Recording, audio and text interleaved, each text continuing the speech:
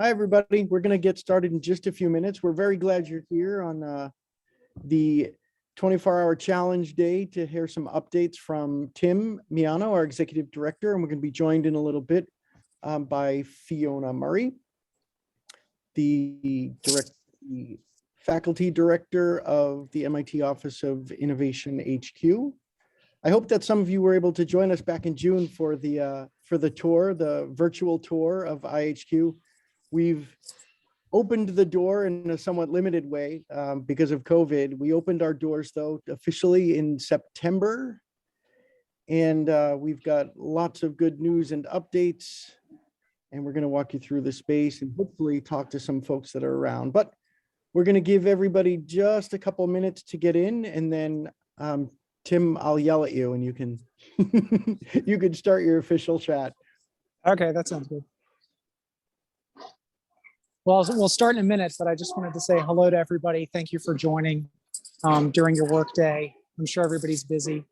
Wanted to, try to do a full-on as if you were here next to me tour. So we've started as we're opening up, as COVID restrictions are becoming more lenient, we're able to let more people into the new innovation headquarters.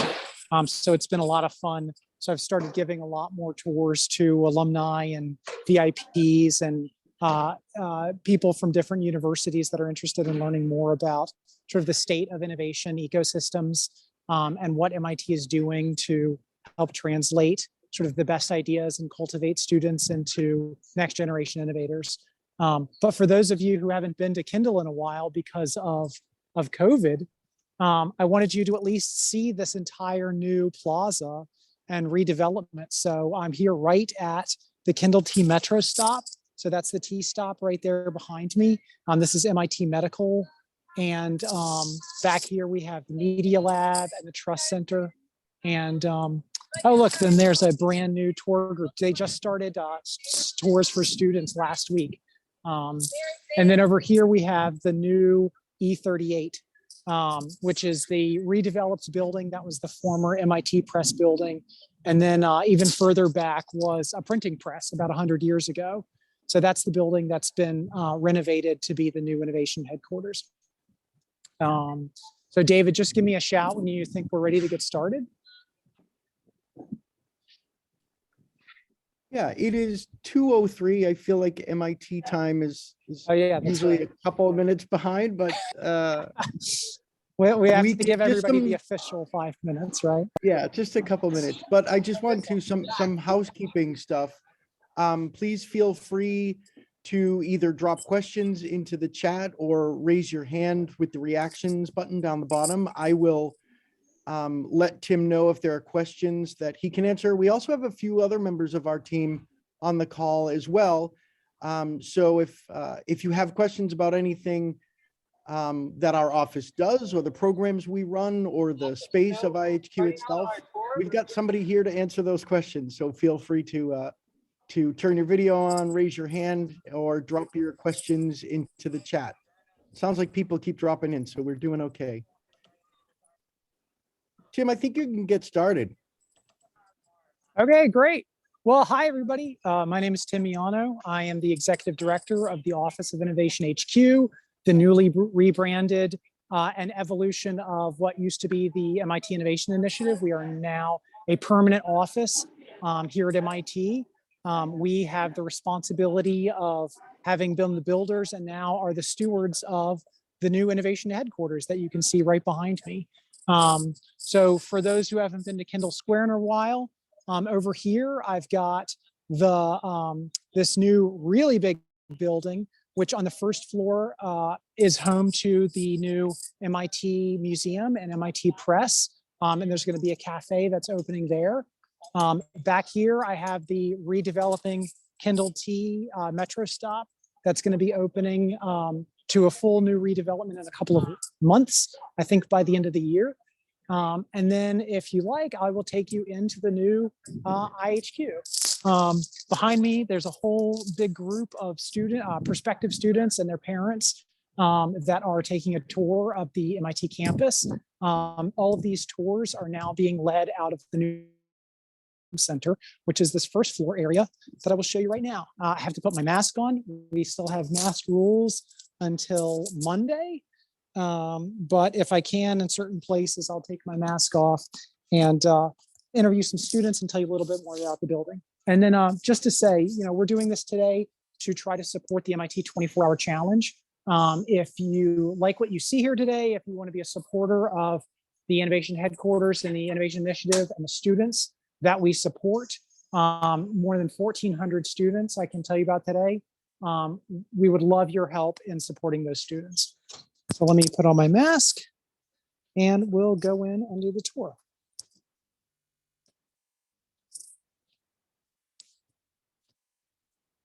Okay. So this is MIT's brand new Welcome Center. This opened just this past September. So this Kindle T subway stop sees about 1.4 million turnstile taps per year. And then this first floor Welcome Center space is where all new prospective and incoming students will flow through going forward. So this whole space has been redeveloped to really be at the heart and center of sort of where transit flows through the campus and Kendall Square. So just this intro space will see more than 50,000 prospective and incoming students come through on an annual basis. So it's a really exciting time. And just last week, they started doing campus tours again for students and parents. So we've already seen a huge uptick in foot traffic. Then up on the second floor where I'm walking up to now, that's where MIT admissions is. So the entire admissions team is now over here on this side of campus, 292 Main Street. And then on the third floor, floors 3 through 7 are the new innovation headquarters. Now the innovation headquarters was very intentionally located in this spot because part of the Mens et Manus motto of MIT is very much sort of front and center of what we're trying to do so that every single incoming student knows from the get-go that they can come to the iHQ and as they explore their innovation journey, they know where this is. They can always come back to it, but you kind of start here at the front door and then you explore out into the campus as you're a student. But then as you take the learnings that you've made while you're here, you can develop those into startups or innovation or entrepreneurial endeavors and come back here and work on them. So these are our front doors and I'll tap in and I'll tell you about the iHQ.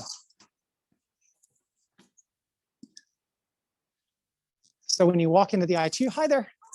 This is a couple dozen MIT alumni that are, we're doing a tour of them with them today to show them the iHQ. Oh, great. Are you a student? Yes, I am. What do you study? I am a supply chain management master's student right here over at Hakka. Oh, very cool. And do you think of yourself as an innovator? I do. How are you an innovator? So one of the big things is that our program is looking at digital transformation, but supply chain management isn't the only one that's looking at that. I'm also taking a few IDS classes, which is like the systems engineering classes. And there's a ton of research going on there. So even though they're both siloed, trying to bring them together and realize, hey, maybe you guys are looking at the same thing. Maybe you should work together. Very cool. Excellent. Yeah. What's your name? Lauren. Lauren. Matt. Tim, nice to meet Nice you. to meet you. I'll look forward to seeing you. You can say hi to all these Hi, alumni. everyone. So that, Enjoy. thanks. So that's Lauren. She's one of our student innovators. So when you come into this new iHQ space, it's going to look really different than a lot of the other places on campus. So one of the things we heard from students is when we were designing this place is that a lot of MIT's campus, it was full of smart people. It was full of people that were driven, but it wasn't necessarily very warm or inviting. So in designing this space, we really wanted to make sure that as soon as any student came in here, an 18-year-old freshman or a 26-year-old MBA student or 30-year-old postdoc, whoever they are, they could come in here and they feel like they belong. They feel like this is a place where they could see themselves. So there's some silly stuff on the walls. We've got these phone booths that are all sort of padded. We've got all of this really kind of fun, play space where students can come and play with some sort of games. and really make it so that any student who wants to can feel like they belong and interact with some other students. So let me just give you a little preview. This is our kitchen area, and maybe you'd like to meet some other students. Let's see here. Who do we got? Hey, Peter. Would you like to say hello to a few MIT alumni that are interested in the iHQ? Hi, it's a pleasure to meet you. Oh, how do I do? I Okay. think you just talk into it. I think that'll work. Hey, how's it going? Pretty good. Should I kind of just talk about what I do here, Yeah, or what so would you like? maybe tell us how you're an innovator or why you like the iHQ. Yeah. So I'm CEO, co-founder of Gaia AI. We use autonomous vehicle stacks to similar kind of tech used in autonomous vehicles to measure force and verify force-based carbon credits with high accuracy and bring trust to that market. So that's our whole spiel. Honestly, iHQ has just been amazing, like honestly a total game changer for actually being able to do this kind of work around MIT. There's some places to work and whatnot, but this like space really lends itself well to these kinds of conversations. Honestly, half of it is a place for the team to kind of come together and talk and have these conversations, but also the other half is just the organic meets, right? Like that this is a labeled space for people to come that are interested in this kind of work. Just the other day, I overheard someone talking about their own venture, which is another carbon sequestration startup, and we're grabbing coffee like later this week. And so these kinds of organic happenstances, just by having a place to be, really, I think the community needed more than the space that the Morin Trust Center allows for, and that space is amazing. But honestly, this building has just been a game changer from my experience personally. Wow. Glad to hear it. Thanks, Yeah. Peter. We appreciate it. Yeah. Thanks for and doing. just want to say hello to the alums. And so Peter is a great example of students that we try to support here. One of 1,400 students that are using the space. And we only opened since September. So we're really trying to grow the community here as much as possible. Cool. Thanks, Peter. Yeah, it was a pleasure. Good to see you, Tim. Okay, let's see if there's any other students in here we might say hi to. Hi, can we help you talk to some students along? Okay. So here, I'll give you this. So what's your name? My name's Ella. Hey, Ella. What year are you? What do you study? I'm a freshman. Right now, I'm either thinking 15-3 or 6-14. Okay, cool. A little bit undecided. And are you thinking about innovation or entrepreneurship at all? A little bit. Yeah, Okay. like I see a lot of the events going on in here in iHQ. A lot of times I just come in here to study right now. It's Okay. just such a great study spot. My friends and I come in here a lot. Oh, cool. We're glad to hear it. Mhm. But you have to trek all the way from the other side of campus to Um, come here? It's pretty convenient. A lot of my classes that are at Sloan are already over here, so I can just pop right in Okay, the middle cool. of the day. And you participate in any of the student groups that are based out of iHQ? Not yet. I've actually been looking at a lot of them. I'm trying to decide which ones I kind of want to think about joining. Okay, and if alumni or other supporters were going to help the iHQ out, is there anything you'd want to have student seed funding for, or sort of inclusive innovation or innovation science funding to be able to work on? I mean, I think there are so many students in here with like so many different ideas that there are honestly so many options that, I mean, it's hard to think of like just one thing. I think, yeah. Mhm. Well, great. Well, we're really glad you're part of the community. Yeah. So thank you for being here. Thank you. Okay, great.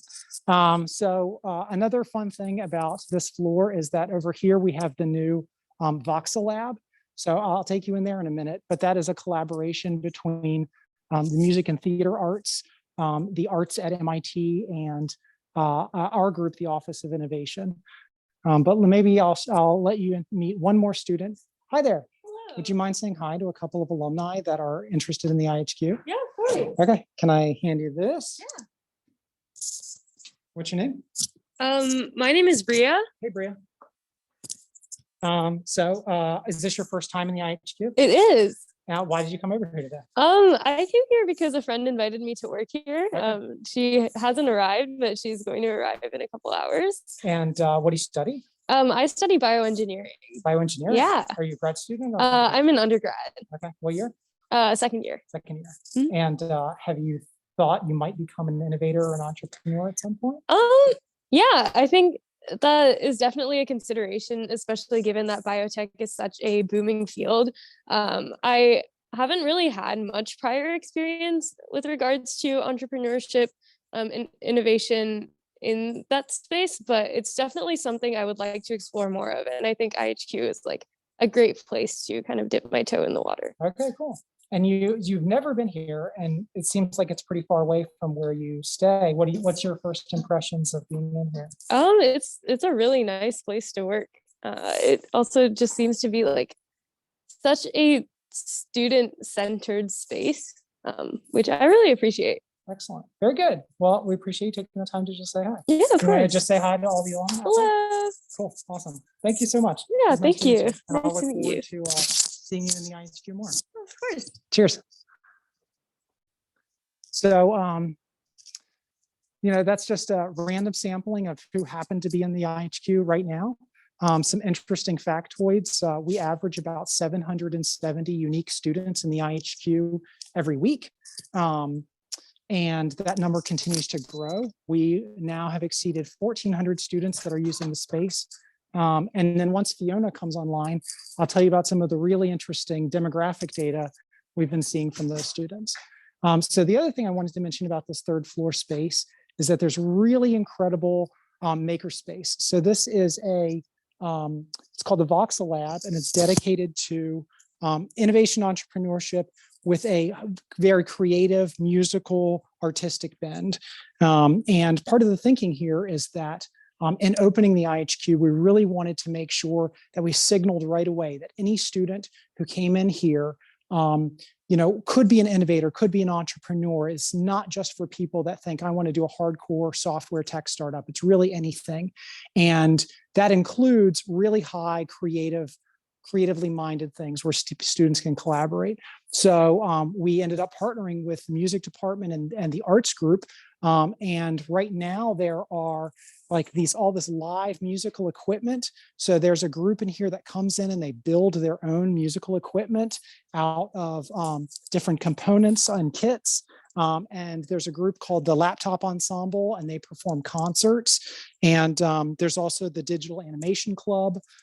They work out of here. There's these really cool teams of people that are learning to sew. And we're going to start doing some other partnerships where people are going to merge fabrics and technology. So we're really excited about that. All right, let me put my mask back on. So part of the underlying design of the iHQ, as you've heard me saying, was really about having this first floor space be open and inviting and accessible so that everybody, no matter who you were, no matter what level of sophistication you were at, you feel like you belong here. And then as we move up the floors of the building, we start to see sort of different themes and different elements. So if we go up one more floor, we're now on the fourth floor of the iHQ, and we have a different set of programs. So over here on this right side, we have the Sandbox Innovation Fund program. So this is the top program at MIT for students that identify as founders. So they support more than 500 startup teams every year. They give away a lot of money and mentorship and advice and programming to help students. Today, in fact, is their funding board day. So hundreds of students are pitching to a board of funders to request between $1,000 and $5,000. So the Sandbox alone supports 1,000 students on an annual basis. On this side of the house, we have the Student Venture Studio. So part of opening the iHQ was that we identified over 45 different student groups in the innovation entrepreneurship ecosystem. And most of these student groups didn't really have a home. They weren't really supported. But to date, we've had 16 of those groups join the iHQ as official sort of student groups in residence. And that represents more than 1,500 different student groups. And so that means this floor combined is supporting an extraordinarily high volume of students. So we'll chat with a few more students and see what they have to say. Hey, Tim, we've got a couple of questions too when you have a Okay. moment. And I don't know that we have the answers to either of them, but Hi, would would you mind chatting with a few alumni for a minute? Of course not. Okay, I'm going to hand you this. You can just speak into that mic. Oh, you can grab it. hi. You can grab it. Yeah, yeah, yeah. Perfect. What's your name? Hi, I'm Katie. Hey, Katie, what do you study? I'm part of the integrated design management program. Very cool. And do you use the iHQ? Yeah, How we, come? we use it to brainstorm all the time because this is the best place to brainstorm. The best place to brainstorm. Definitively, hands down. Definitively, hands down, the best place. Yeah, So you're a first year or second year? first year. First year. Yeah. And do you think of yourself as an innovator or an entrepreneur? I'd like to think so, but Well, what have you been working on? my team and I have been working on this pregnancy test for people with visual impairment because we feel like right now, if you look at a pregnancy test, it only has one way of showing, which is a very visual way of showing the results. Oh, interesting. But it's also it's something that's really private for anyone who would be using a pregnancy test to be able to look at the results and basically involve only themselves in this process. But that's not really a possibility for people with visual impairment. Currently, there's no really good solution to this within that community. And so the only option is to either ask someone else, your family member, to look at it, or there are services that kind of just you could call, and it's a paid service that people will like read whatever you want them to read, but you're still involving other people. Wow. And specifically with pregnancy, it could with whether regardless of the outcome, I guess. There could be certain stigma or like stereotypes around that. And Fascinating. Wow. So you have a team with you here that's working on that? Yeah, we're working on this, and we're also thinking about when we pass by brainstorming, we're kind of in the prototyping stage right now. We're looking at potentially applying to the PKG fellowship, maybe also going through Sandbox if we feel like by that time we have something that is like a work-alike and look-alike prototype. And did you, before you came to MIT, did you think you might be an innovator and entrepreneur? I always liked side projects, so I don't really know if that counts as entrepreneurship, but I've always liked side projects. So I've built, like I had an Airbnb experience before, I was an experience host, and so kind of like fun projects like that, I guess. Very cool. And so when your team, you said you guys use the iHQ all the time. Yeah. What do you guys do here? We really like just brainstorming here because we feel like the space is very fluid. So it's like there's a lot of space. Two, I think like the structure, you could like change furniture, move things around, just like really perfect for brainstorming. Excellent. Very good. Well, you want to say hi to all the alumni out there? Hi. Awesome. Well, thank you so much. Oh, for taking thank the you time so to much. chat. Yeah, Cheers. thank you for the space. Oh, you're welcome.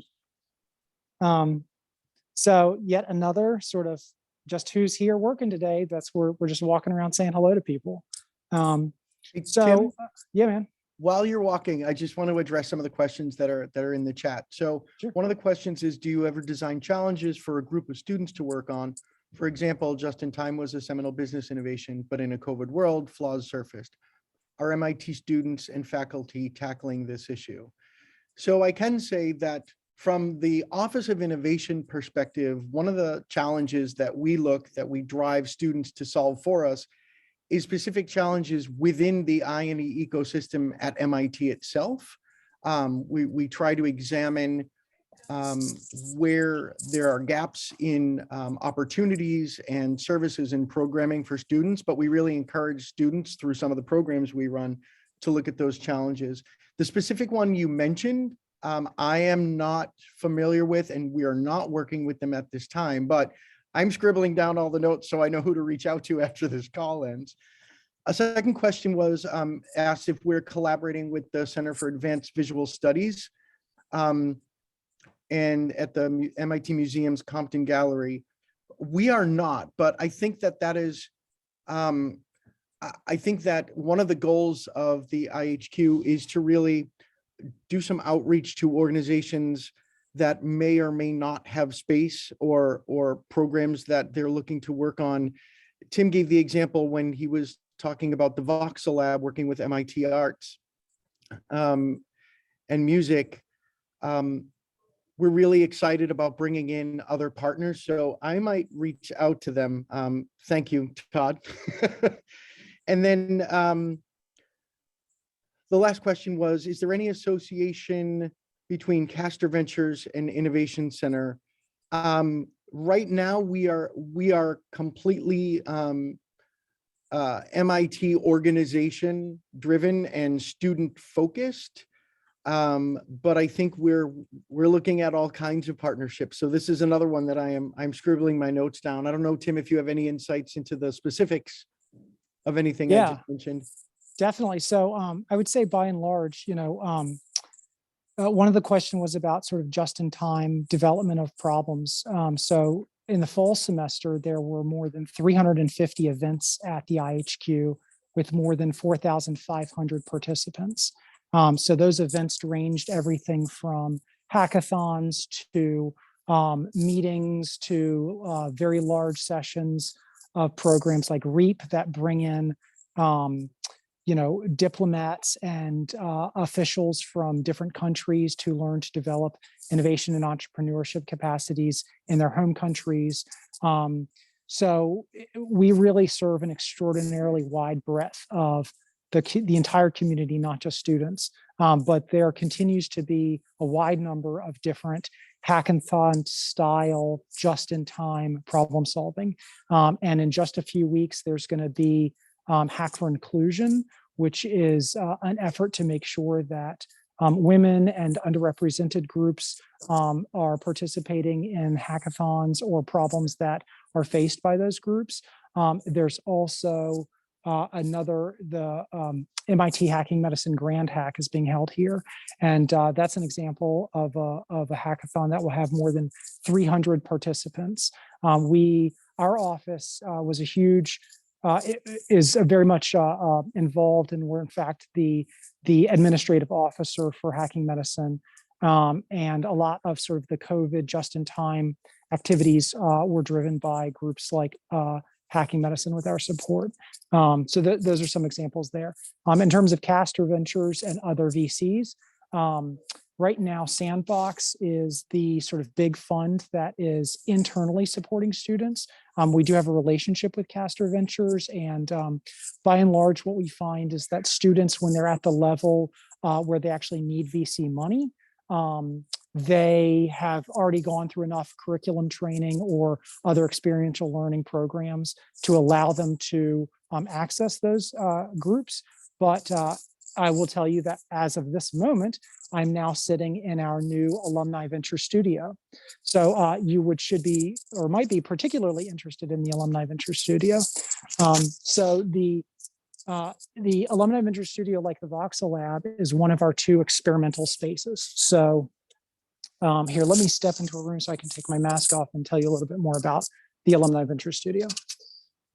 So one of the things that has been observed through the development of university-led innovation ecosystems over the last couple of years is that once students graduate, historically, that was it. You got your diploma and the doors closed behind you.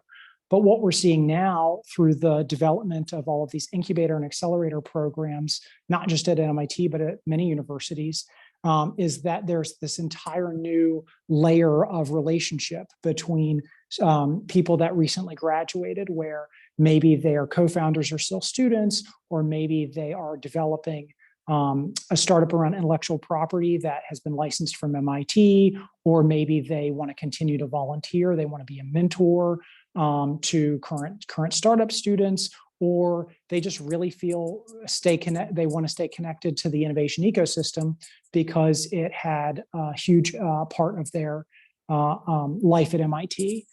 So in recognizing that sort of entire new type of alumni relationship, we thought it was really important to dedicate a small piece of space within the innovation headquarters, such that we could continue to cultivate those relationships and make sure that alumni had a place in the iHQ. But the truth is, we really don't know what that looks like. This is all pretty new, both at MIT and elsewhere. And so what we've said is for the next 2 years, we're just going to run this as an experimental space. And as opportunities come up to support alumni, we're going to take them on a case-by-case basis. So just last week, an alumni startup that had a very strong relationship with the Legatum Center, which I'll tell you about, they said, we need to have a 1-day retreat for our small team of 15 employees. We're growing. We're about to do our Series A. We really need this one-day retreat. Would it be all right to come to iHQ for a couple of hours and just do an offsite here? So we said, yeah. And they said, well, how much is that going to cost? And we said, nothing. That's totally free. If that was happening every day, multiple startups every day, maybe we couldn't do it. But for now, we just want to try it. We've also had startup alumni reach out and say, hey, I would really like to have a once a month meeting where, alumni like me that we're trying to work on a startup, we could just come and pitch other alumni and do feedback sessions. So just kind of roundtable feedback sessions. And so we've run a couple of experiments where, alumni volunteers, where that's what they're passionate about. They want to run that. And we say, absolutely, you can use the space. We put them in the calendar and make that happen. So we keep running a couple of different experiments like that as we've been able to while the building's been under COVID restrictions. And I feel really confident that now that we're opening up more and more, we're going to be able to think about even more ways to support alumni and how they want to engage with the innovation ecosystem. So let me continue on, and I'll tell you about Legatum and a few other places in the building. And Tim, as you do that, I just wanted to tell you I was here. Oh, hey, Fiona. Excellent. How are you? Well, if you'd like, maybe since I've been talking on and on, why don't we give Fiona a couple of minutes and control of the screen, and she can tell us a little bit more about the innovation headquarters from her perspective. So, by way of introduction, Fiona Marie is the Associate Dean of Innovation and Inclusion, and is the faculty director of the Office of Innovation, and has been supporting the design and the architecture of the innovation headquarters for many years now. So take it away, Fiona. Great. Well, thanks, Tim, and thanks, everybody. It's really nice to see certainly some familiar names and a few familiar faces as well. So that's a treat. I don't want to repeat what Tim's already said, but really, what an opportunity we have on campus to create this space that I think has a really different feel to it and that creates a very different kind of community. A place that feels really welcoming. When I did some of the really early interviews with our students and our faculty, one of the things that I asked them is, how do you want this? What do you want this building to be like?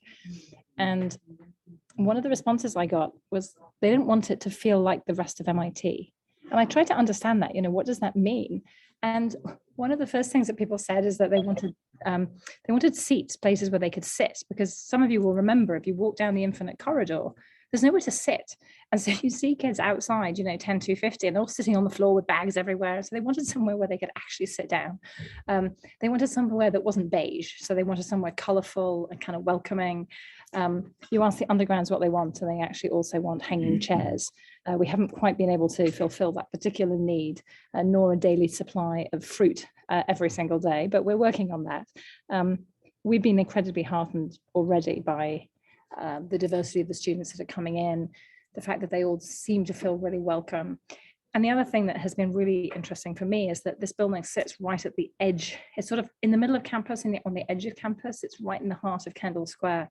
So it's really a place that already, even during COVID, the sort of boundary between MIT and the rest of the innovation ecosystem is kind of blurring in this building. And so we have folks from different corporations, we have all the startups kind of walking in and out.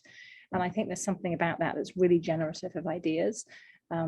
And we just need to continue to support that and support all of our community building activities. So I'm really pleased, and it's been amazing to just make all these design choices and then see them actually come to life and walk in the building, as Tim is kind of showing you, including things like my obsession with having blackboards, not just whiteboards. There are quirky things that you can sort of impose on a building.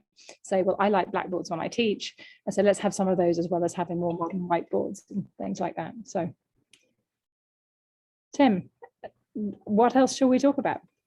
Yeah, so maybe would you like to tell people about the data around our inclusion and diversity efforts over the last couple of months, now that we're 5 months into this experiment?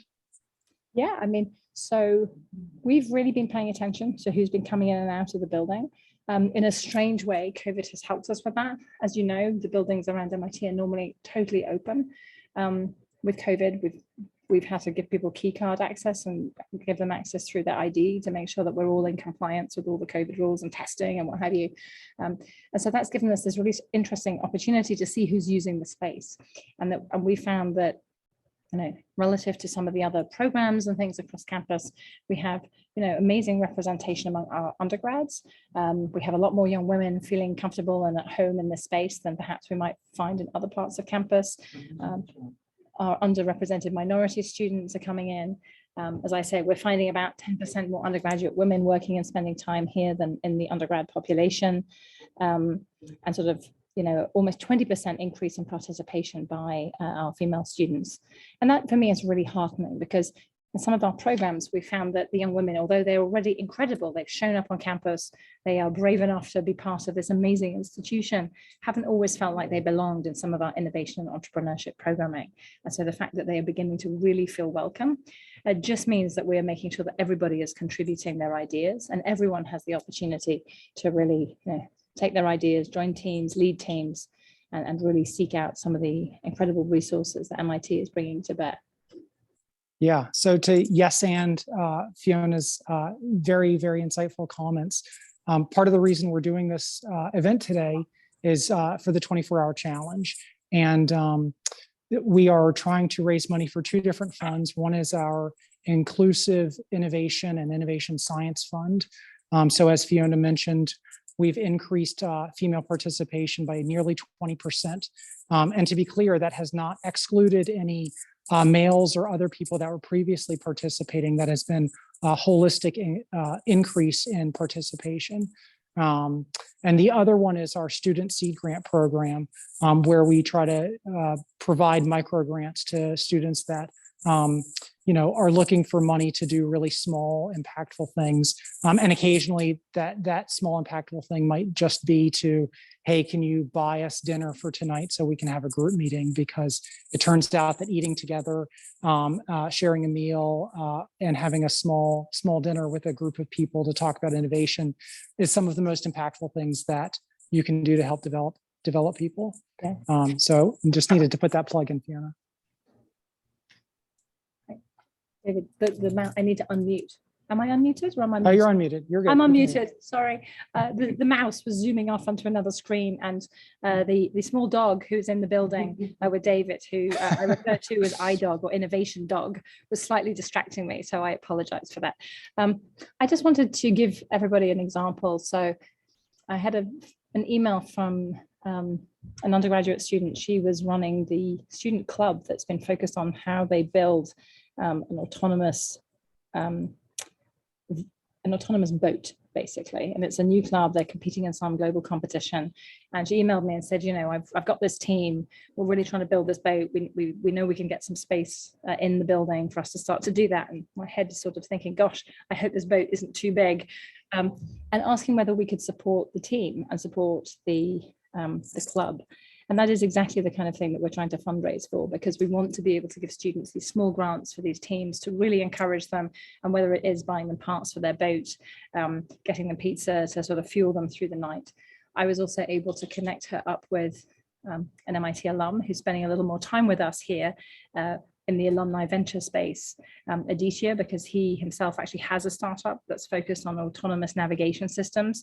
And so I was able to immediately connect her with an alum who is around, who could give her some actual guidance. And he was able to also provide a bit of pizza too. But there's really something exciting about supporting not only our courses, and our formal programs, but also supporting the incredible sort of generative activity that the undergrads just do themselves.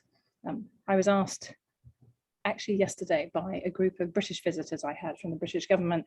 They asked me what I thought the difference was between some of the students in the UK and our undergraduates. And I said, look, you know, I think they are probably equally smart, but what is spectacular about our undergraduate community is how much agency they take in thinking about the projects and activities that they want to do. They don't wait for us to tell them what to do. They just, you know, generate so many ideas and they do these projects. And so anything we can do to support that sense of agency, I think, and the team activities is really a powerful thing. Oh, Tom, I see you've got half a green screen. Is that me? You've got half of me on the green screen? You've been distorted into the upper half of my screen. The bottom half is solid green and flashing pixelated.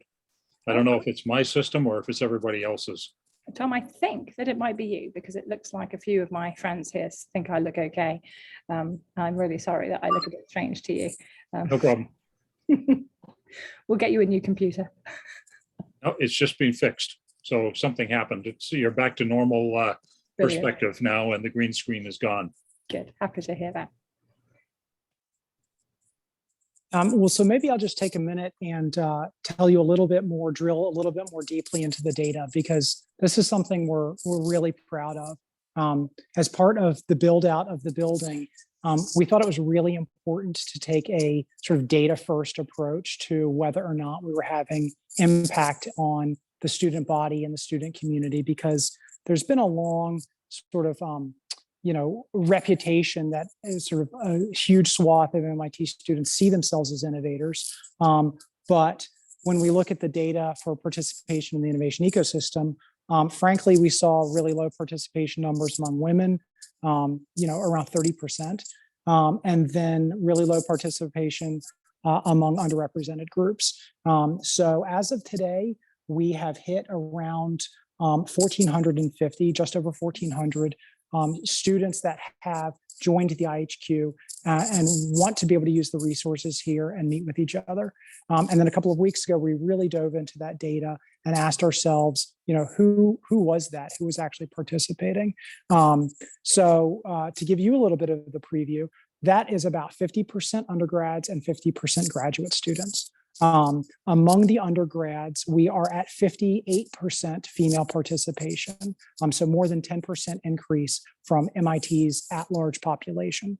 Among the School of Engineering, we skew 15% more female than baseline data. And among the School of Science, we skew 20% more female than School of Science baseline data. So both of those metrics tell us that we're definitely doing the right things to try to make sure that the next generation of innovator includes young women. We also find that we are more than 4.5%. Students from the iHQ are 4.5% more likely to be self-identify as Black or African American as compared to the at-large MIT population.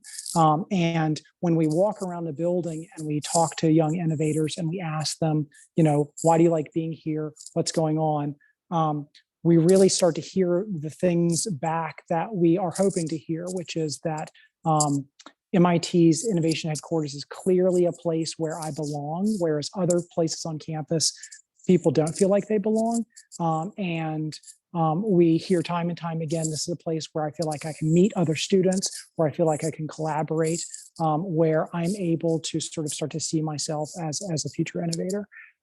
So that has really made us feel really good that we are starting to accomplish some of the long-term metrics of success that we sort of laid out more than 3 years ago, and certainly more than 5 months ago when the building opened. So I will sort of continue on the way and show you one more floor of the iHQ. Nobody's in here, so I'm going to take my mask off at the moment. So this is our beautiful skylight. I'm pretty sure that this is the best lit place on MIT's campus now. So midwinter, we definitely see students in here during the day coming and sort of getting some sunlight and doing work and having group projects. We also have this really nice, here, I'll turn my screen around. This really nice view of out to where the water is. And here you can see the Media Lab there, MIT Medical Trust Center is just around the corner. Up here is this huge new graduate tower that was part of the larger Kendall Square redevelopment. So this whole space, yeah. Can I jump in? So, please, I mean, this is a space, we call this the Hakka Reactor, a good MIT name. This is a space that we designed to be as flexible as possible. So it's a space that you can hold events in. It's a space that we can sort of rent out and people use for education. We can use it for executive education. A few days ago for International Women's Day, we had a showing of a really interesting documentary with Professor Nancy Hopkins. And so it's a really nice space that we can use to bring people in. There've been some corporations who've chosen to have their innovation focused offsites here. And we also have a boardroom. It's designed to be really different than the sort of traditional mahogany spaces, but just to be a different space for us to convene together, which I'm really pleased about. It just has a very nice feel, and students, I think, and our faculty are also very excited to use this for some of their activities. And Tim, I think it's worth saying, right, so a couple of things to think about. One is that amazing skylight. David, who leads all our comms work, has some amazing images where you can see actually the printing presses. This used to be the MIT Press building. I think, Tim, you probably already said that. And so you actually can see images of that particular space, which were filled with the presses for MIT Press. And today, the sort of modern version of communications and technology, we're developing some systems so we can actually sort of track people's movements and behavior up there, so that we can really understand the kinds of group dynamics and that sort of social physics, as Sandy Pentland calls it, that really lead to some interesting outcomes. So when we run hackathons and things in the space, we can really start to understand, and again, double click on the innovation science. So the space is exciting from that point of view. Back over to you, Tim. Yeah, so to add to Fiona's comments, the other half of that fund are Inclusive Innovation and Innovation Science Fund. One of the things we really wanted to do, as I said, was be really data-driven and sort of next generation in our thinking about what does impact look like. So we just recently were able to equip 3 of the floors with these next generation sensors. So there's now a sensor grid lining the entire ceiling area of the iHQ. And as our sort of first prototype of that, that's telling us where students are in the building. We're protecting privacy. It's just temperature sensors. We don't know anything about individuals, but where they are in the building, which spaces are the most utilized. And that gives us a little bit of data about how we can redesign the space on a daily or weekly basis to encourage high impact utilization. But part of our next generation usage of that, hopefully at early next year, we're going to start to ask ourselves, can we run hackathons or other sort of innovation activities and use those innovation sensors in such a way that the location where people are, where students are clustering at a particular time during that, can we infer data about things like teaming, things like if certain zones are marked as certain places, does that signal something into the system? With the idea as a very sort of early prototype being, can we start to develop an entire new science of innovation, whereby we can start to develop all sorts of best practices and then sort of train students in real time. If there's an activity going on where people are trying to prototype or team or ideate or whatever, we can actually start to then create interventions to increase the level of success of those teams. So I see there's a couple more questions in the chat. While we still have Fiona on the line, does anybody want to unmute or raise their hand and ask questions of Fiona or anything I can answer? Some of you who've been in my classroom will know I will call on you if I need to. Oh, Todd, very good, look at that. Unmute here, okay.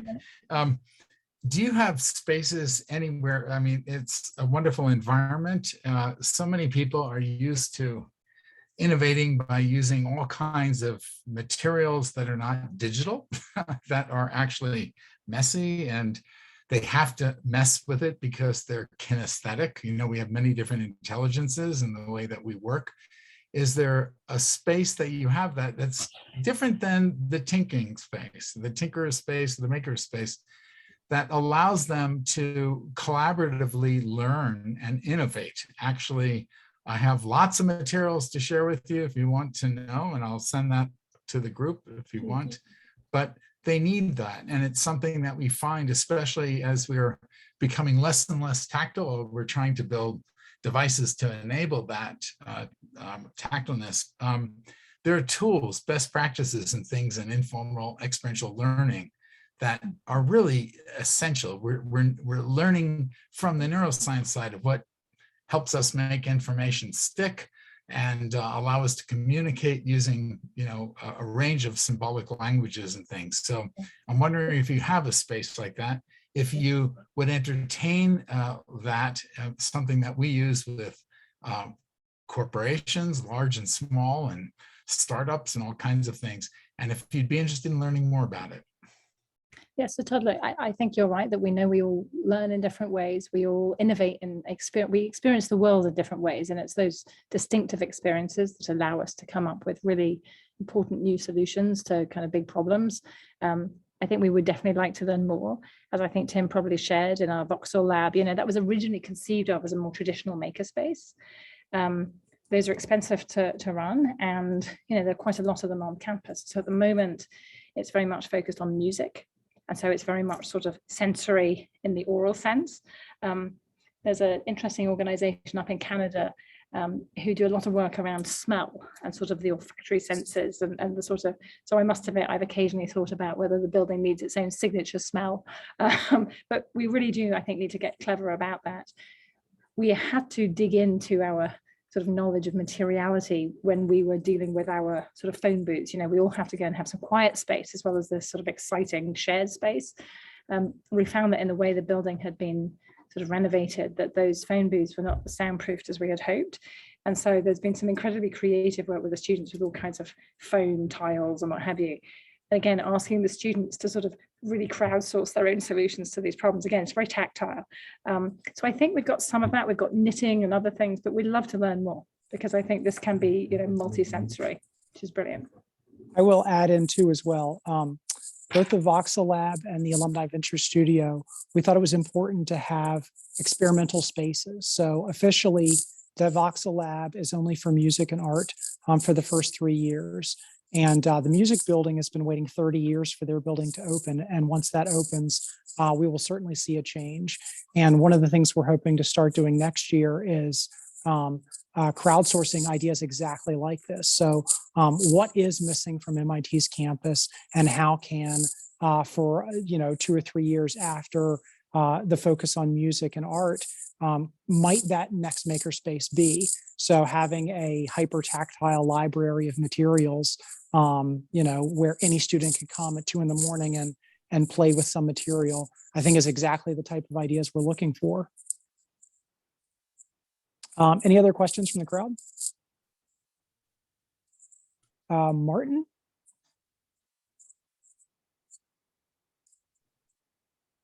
Yeah.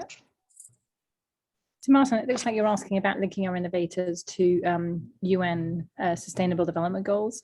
So I think it's because some of the other groups in this building include, I think, our friends in the Environment and Sustainability Initiative and others. We definitely have some of those connections.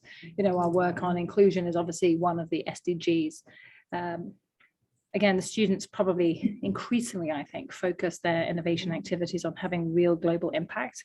Doesn't mean they're all doing not-for-profit ventures. They're very focused on really impactful, often startup ventures, but with more of a SDG orientation, something that we've seen a lot more of in the last decade.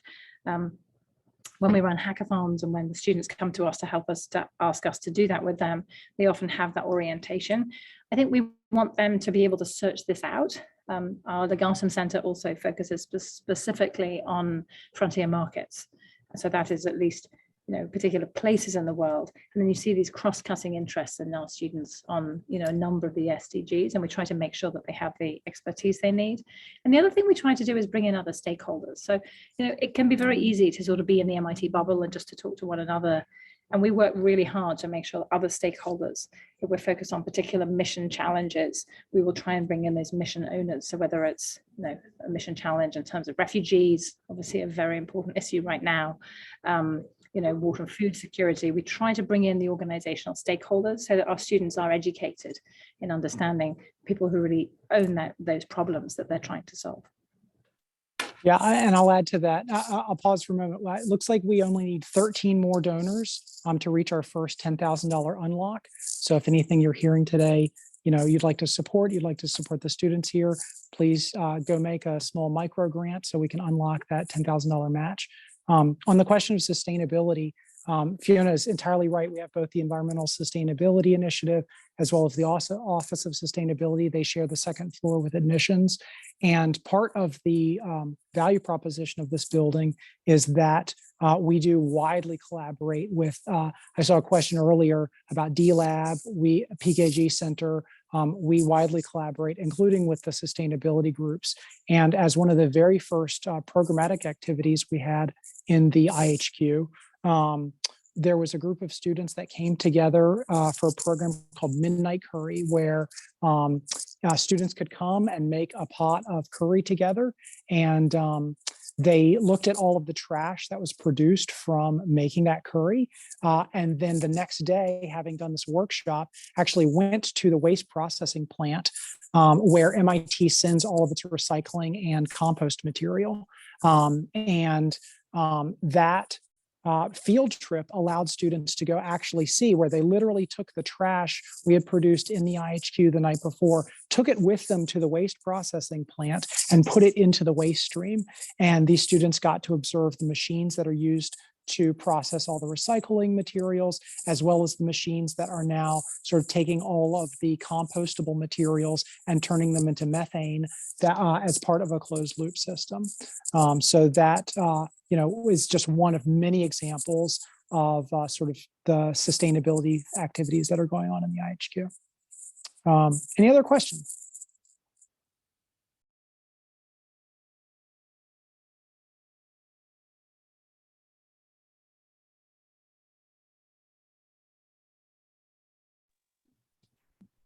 I think I have been spotlighted, which often seems to be a signal that I need to speak. One of the things that I wanted to reflect upon was a number of the questions have also been, at the other end of the spectrum, really, which is to what extent are our students connected to the engine. As many of you know, that's the venture fund that MIT helped establish, which is funding tough tech ventures. Are we connected to other venture capital funds and so on?